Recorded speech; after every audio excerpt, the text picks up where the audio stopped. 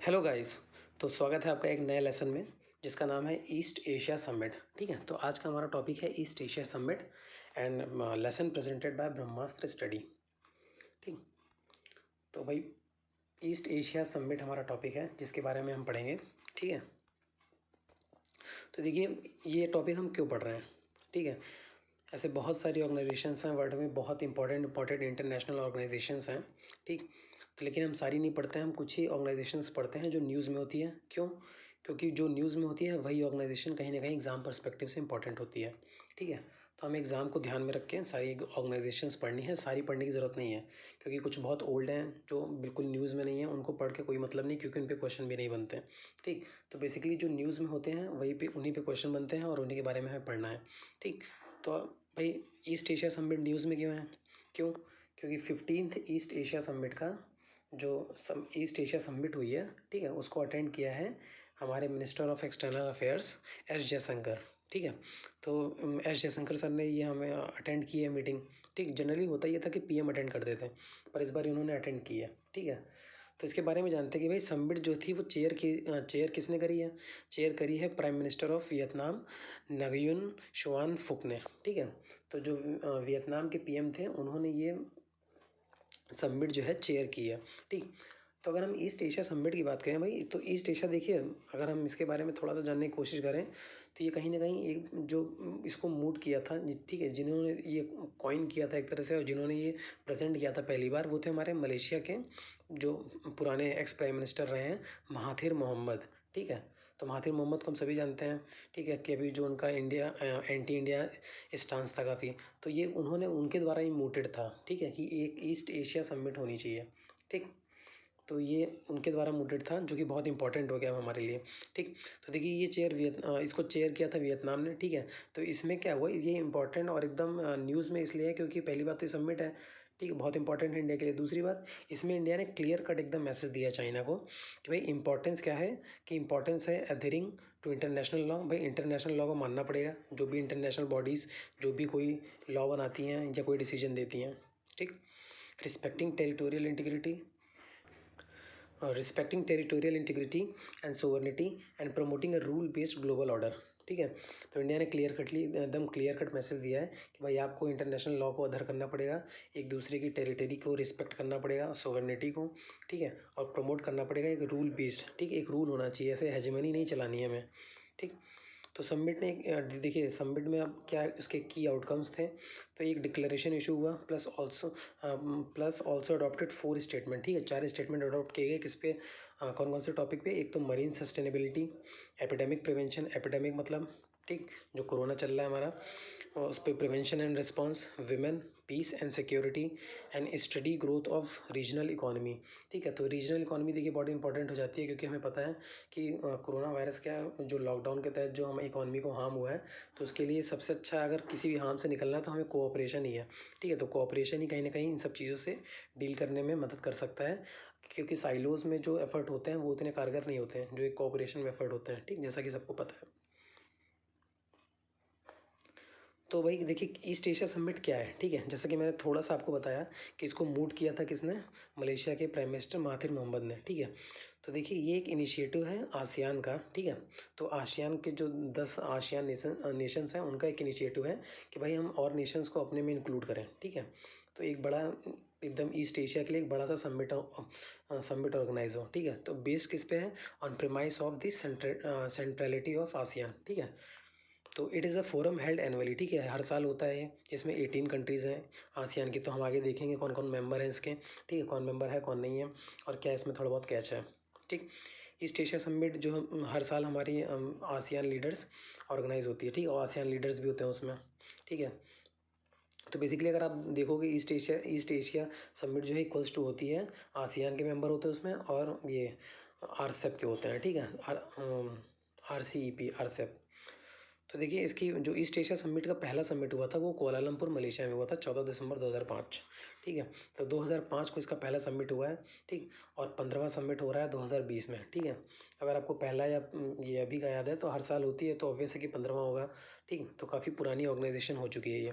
तो इनके 6 priority regional cooperation हैं जहाँ पे ये बेसिकली काम करते हैं, ठीक है। जो कि हालांकि सभी के ज़्यादातर के सेम ही होते हैं, ठीक है। सभी आजकल एनवायरनमेंट पे काम कर रहे हैं, ठीक है। एनर्जी पे, एजुकेशन पे, फाइनेंस पे और हेल्थ इश्यूज़ पे, पैंडेमिक डिसीजेस पे। जो पैंडेमिक आजकल काफ़ी इंपॉर्टेंट हो गया, ठीक है। आपको हर एक ऑर्गेनाइजेशन में अब ये मिलने वाला है आगे के लिए। नेचुरल डिज़ास्टर मैनेजमेंट है, ये मिलता है, ठीक। और नेचुरल डिज़ास्टर मैनेजमेंट मतलब डिज़ास्टर के दौरान जो कोऑपरेशन की ज़रूरत होती है आपस में। और आसियान कनेक्टिविटी, ठीक। तो देखिए इसमें मेंबर के बारे में हम पढ़ लेते हैं, ठीक है। तो देखिए इसमें 10 तो हमारे हो गए आसियान के member: Brunei, Cambodia, Indonesia, Laos, Malaysia, Myanmar, Philippines, Singapore, Thailand plus Vietnam, ठीक है। तो ये हमारे 10 हो गए आसियान के, ठीक। 6 RCEP के: Australia, China, India, Japan, New Zealand, Korea, ठीक। 6 RCEP के हो गए। हालांकि अब इंडिया ने RCEP छोड़ दिया है, ठीक है। तो आप एक तरह से देखो तो RCEP के 5 ही हुए, ठीक। तो और प्लस लेकिन इसमें इंडिया इन्वॉल्व है, ईस्ट एशिया समिट में है, तो कहीं ना कहीं पूरे 6 काउंट होंगे। और +2, ठीक है। +2 कौन? रशिया और यूनाइटेड स्टेट्स ऑफ अमेरिका, ठीक है। तो USA और रशिया, ठीक। तो टोटल 18 कंट्रीज़ हो जाती हैं। तो अगर आप ऐसे याद करना हो तो एक सिंपल ट्रिक है कि भाई आसियान के 10 याद कर लो, प्लस RCEP में जो आसियान +6 थे उनको RCP कहते हैं। तो बेसिकली देखा जाए तो RCEP +2 equals to East Asia Summit, ठीक है। तो ये याद रखिएगा, RCEP +2 में रशिया और US, तो वो इक्वल्स टू होता है हमारा ईस्ट एशिया समिट, ठीक। तो इसमें सिंपल कभी भी क्वेश्चन पूछ लेते हैं, अगर इस पर ज़्यादातर यही क्वेश्चन आ गया सपोज़ कि इसमें कौन कौन है जो मेंबर नहीं है, ठीक है।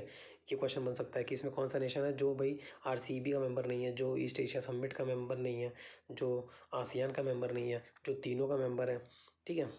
तो तीनों का मेंबर मतलब क्या है? अब तीनों का अगर जो आसियान का मेंबर है तो कहीं ना कहीं वो तीनों का मेंबर हो गया, ठीक। तो ऐसे क्वेश्चंस बन सकते हैं छोटे बहुत इधर उधर घुमा के। अगला कि भाई ये ईस्ट एशिया समिट इंपॉर्टेंट क्यों है, कि भाई इसको इतना क्यों हम तवज्जो दे रहे हैं बाकी समिट्स के ऊपर, और इतना क्यों इसके बारे में पढ़ रहे हैं। तो ये इसलिए इंपॉर्टेंट है कि देखिए भाई इसमें 50% वर्ल्ड की पॉपुलेशन है, ठीक है। तो इंडिया और चाइना जहाँ भी इन्वॉल्व होंगे वहाँ 50% आराम से पहुँच जाएगा, ठीक है। अप्रॉक्स 18% ग्लोबल पॉपुलेशन इंडिया की है, ठीक है। 18.5 या 19 समथिंग चाइना की है, तो हम आराम से 50% तो ऐसे ही कवर हो गया।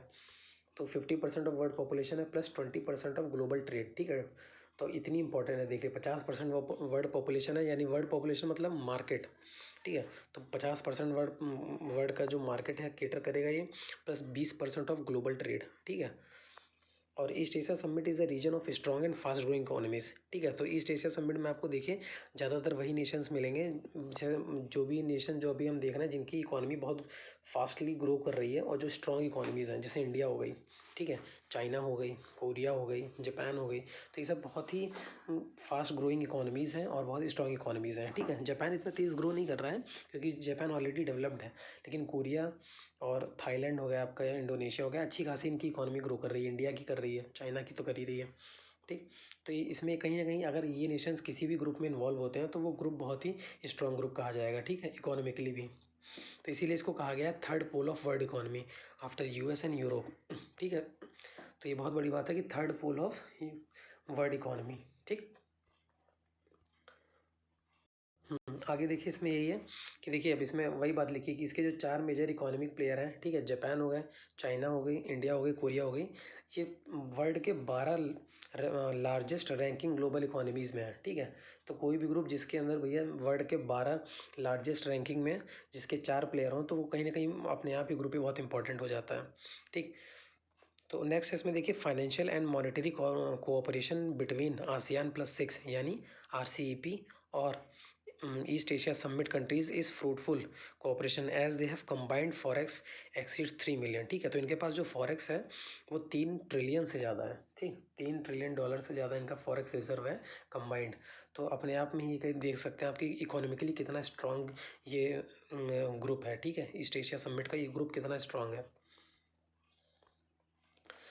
हमने तो ग्रुप की देखी इंपॉर्टेंस देख ली कि ग्रुप कितना इंपॉर्टेंट है, क्यों इंपॉर्टेंट है, कैसे इंपॉर्टेंट है।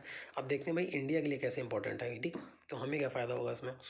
तो देखिए ये एक मतलब एक एक्ट करता है ऑल्टरनेट किसके लिए, एपेक के लिए, ठीक है, एशिया पैसिफिक इकोनॉमिक कोऑपरेशन। तो एपेक का एक ऑल्टरनेट है, क्यों, क्योंकि इंडिया एपेक का मेंबर नहीं है। तो अब इंडिया को कोई तो ऐसा मजबूत ग्रुप चाहिए, ठीक।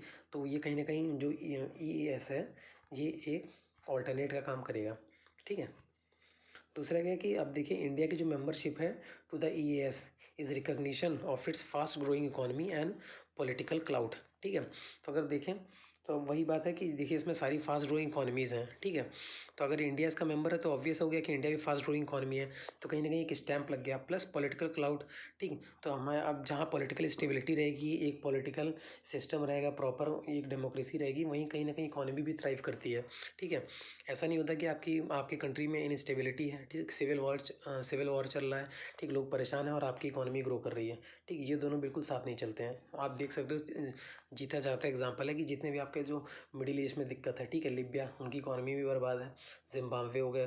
तो बहुत सारे अफ्रीकन नेशन है, वहाँ कहीं ना कहीं सिविल वॉर और कोई ना कुछ इनस्टेबिलिटी रहती है, ठीक है। इसीलिए कहा भी जाता है कि अगर आपको इकोनॉमिकली थ्राइव करना है तो आपको पहले पीस और स्टेबिलिटी रखनी पड़ेगी, ठीक है। तीसरा क्या है कि ये स्ट्रेंथन करता है act east policy of India, ठीक। तो हमारी जैसे पहले पॉलिसी थी लुक ईस्ट, तो हम उससे उसके बाद आए एक्ट ईस्ट में। तो जब भी अगर आपको ईस्ट की ओर एक्ट करना है, ठीक है, ग्लोबली भी, तो कहीं ना कहीं आपको ऐसे फोरम में जहाँ वहाँ जितने भी फोरम हो वहाँ आपको पार्ट होना पड़ेगा, ठीक है। तो आप आसियान का पार्ट है नहीं हम लोग, ठीक है। और RCEP से भी हमने बैकआउट कर लिया है। तो कहीं ना कहीं ईस्ट एशिया समिट हमारे लिए बहुत इंपॉर्टेंट हो जाता है, हमारे एक्ट ईस्ट पॉलिसी के लिए, ठीक।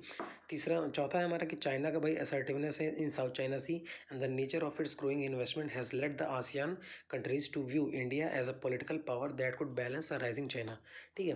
तो अब आसियान कंट्री ने देखिए, जब ब्रूनई हो गई, ठीक है, फिलीपाइन हो गई, सारी सारी कंट्री कहीं ना कहीं साउथ चाइना सी के इशू को लेकर बहुत परेशान रहती हैं चाइना से, ठीक। तो इनको कोई ना कोई कंट्री ऐसी मजबूत कंट्री चाहिए, ठीक। अब US तो है नहीं यहाँ आस पास बॉर्डर शेयर करने के लिए। तो कहीं ना कहीं उनको इंडिया एक ऑप्शन की तरह दिख रहा है जो चाइना को बैलेंस कर सकता है, ठीक। तो आसियान कंट्रीज़ बहुत पॉजिटिवली और बहुत होपफुली इंडिया की साइड देखती हैं कि कहीं ना कहीं ये चाइना की पावर को बैलेंस कर सकते हैं, ठीक है, जो उनकी राइजिंग पावर है। क्योंकि चाइना का जो राइज़ है वो पीसफुल राइज़ नहीं है। अब पहले हुआ करता था पीसफुल बोलता था, पर सबको पता है कि चाइना का राइज़ पीसफुल नहीं है, ठीक। नेक्स्ट है हमारा देखिए complementarities in trade and production structures of the EAS members, ठीक। कॉम्प्लीमेंट्री कैसे, जैसे इंडिया, आप देखिए कि इंडिया का सर्विस सेक्टर हमारा बहुत तगड़ा है, ठीक, बहुत अच्छा सर्विस सेक्टर है। वहीं जापान के पास क्या है, कैपिटल है। तो अब हमें कैपिटल चाहिए, उनको सर्विस चाहिए, तो ये आपस में जो कॉम्प्लीमेंटरीज हो सकती हैं। तो ये कहीं ना कहीं इस सबमिट के लिए और इस ग्रुप के लिए, रीजनल ग्रुप के लिए बहुत अच्छी है, ठीक। Plus last but not least, कि बहुत इंपॉर्टेंट है कि इंडिया के जो डीप कल्चरल टाइज़ हैं और जो सिविलाइजेशनल टाइज़ हैं इस ग्रुप में, वो बहुत इंपॉर्टेंट है, ठीक है। तो कहीं भी आपके अगर कल्चरल टाइज़ हैं या सिविलाइजेशनल टाइल हैं, तो टाइज़ हैं, तो वो वहाँ पे आपकी जो ग्रुपिंग होती है वो आसान हो जाती है, ठीक है। तो हमारे देखिए चाइना चाइना के साथ हमारे कितने पुराने टाइज़ हैं, ठीक। वही हमारे रीजनल टाइज़ भी हैं, ठीक है। इंडोनेशिया से टाइज़ हैं हमारे, सबसे बहुत ही हमारे कल्चरल और सिविलाइजेशनल टाइज़ हैं। तो उनमें कहीं ना कहीं हमें फ़ायदा होगा, ठीक। नेक्स्ट आगे बढ़ते हैं। हाँ, तो एक हम इस पे MCQ कर लेते हैं, ठीक है। तो देखिए ये जो मल्टीपल चॉइस क्वेश्चन है इस पे कि India is a member of which of the following, ठीक है। तो इसमें से इंडिया किसका मेंबर है। तो पहला है कि एशिया पैसिफिक इकोनॉमिक कोऑपरेशन का मेंबर है। दूसरा है कि association of south east Asia यानी आसियान का मेंबर है। और तीसरा है ईस्ट एशिया समिट का। तो इसमें इंडिया किसका मेंबर है, ठीक। हाँ, तो देखिए इसमें हमें बताना है कि करेक्ट आंसर कौन सा है, ठीक है। तो इंडिया एपक का क्या मेंबर है, ठीक। तो इसमें हम एलिमिनेशन मेथड भी अगर लगाते हैं तो देखिए इंडिया एपक का मेंबर नहीं है। तो कहीं ना कहीं ए काट दीजिए आप, ठीक है। तो अगर ए काटा तो ए कट गया हमारा, तो ए गायब हो गया, सी गायब हो गया, ठीक है। बी और डी बचे। तो India is a member of none of them, ठीक। तो फिर दूसरे में हमें जाना पड़ेगा कि अब आसियान आसियान का मेंबर है, नहीं, इंडिया आसियान का भी मेंबर नहीं है। तीसरा ईस्ट एशिया समिट, क्या इंडिया ईस्ट एशिया समिट का मेंबर है। तो हाँ, ईस्ट एशिया समिट का मेंबर है। तो हमें तीनों ऑप्शन देखने पड़ेंगे। तो हमारा आंसर हो गया इसमें बी, ठीक है। थर्ड थर्ड ओनली, कि इंडिया सिर्फ भैया ईस्ट एशिया समिट का मेंबर है, ठीक। तो देखिए एमसीक्यू से हमारे कहीं ना कहीं डाउट क्लियर हो जाते हैं, इसीलिए एमसीक्यू सॉल्व करना चाहिए। ठीक है, तो थैंक यू। बताइए आपको कैसा लगा। चलो को लाइक करिए, शेयर करिए, सब्सक्राइब करिए। Thank you so much.